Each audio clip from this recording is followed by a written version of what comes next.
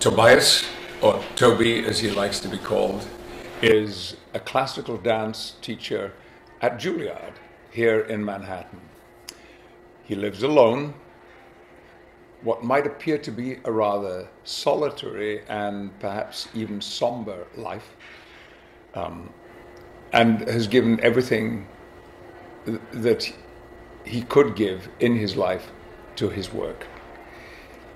And this is where the story of the film takes over, because a young couple come to interview him because at his agreement, because she is writing a dissertation about modern American ballet theater.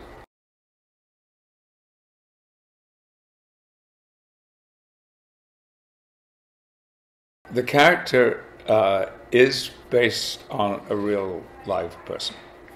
I met this person several times. I watched him work. I talked to him a lot. And in no sense is what I do an impersonation at all. But it was invaluable for me to get to know him and see him work and hear him talk about his life. But it was not, I am not a carbon copy of that man.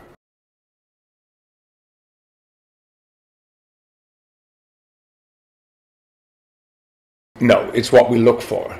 It's not a challenge. If those transformations don't exist, then the piece is not worth spending your time on.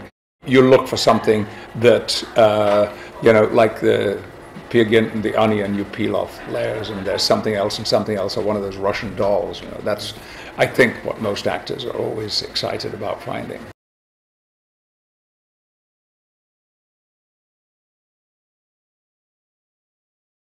No challenge at all, because, in fact, contrary, sometimes when you are restricted, when there are limitations placed on what you can do, how long you can work, the facilities that are available to you, it brings out a kind of creativity that perhaps wouldn't be there if problems were solved by simply spending money. You have to be creative and inventive.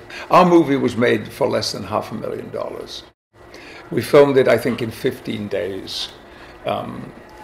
Almost every hour of every day spent in a real apartment in New York. And it's the power of what we're doing, we hope, lies in the script, in the language, in what people say to one another and how they use language. A lot of people would say that that's not the duty of film to do that. The duty of film is about image, it's about the picture itself, and not people talking. I have never agreed with that point of view, and especially when when the unexpected happens in a totally somewhat banal, ordinary environment. Suddenly there is an emotional explosion which changes the lives of the three characters in the movie.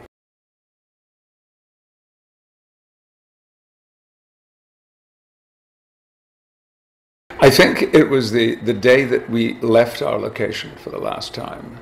Not only had it been the scene for our movie, and for the three of us, it was a very intense experience. But we had our breakfast in the apartment. We had our lunch breaks in the apartment.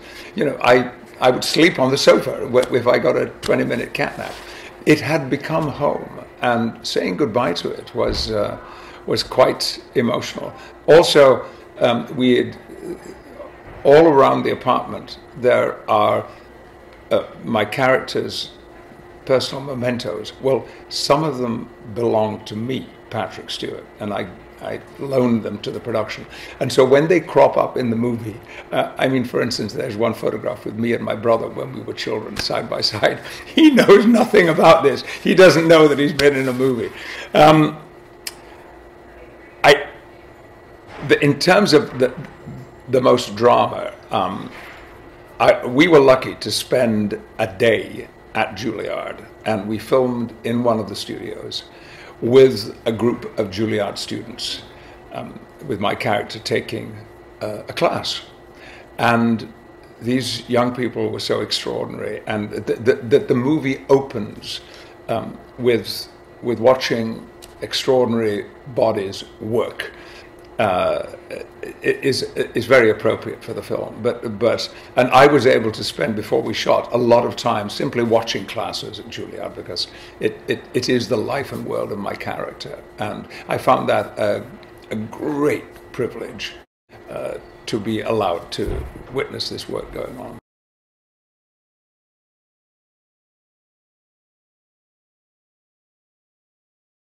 I do feel I'm a New Yorker, and have done for years and years. That may seem a little presumptuous of me to make that assumption, but I'm also something else now. I'm a little more refined in that I'm a Brooklyner now too, as well, which is where my home is, and I love it there, and everything about living in that part of New York is deeply satisfying to me.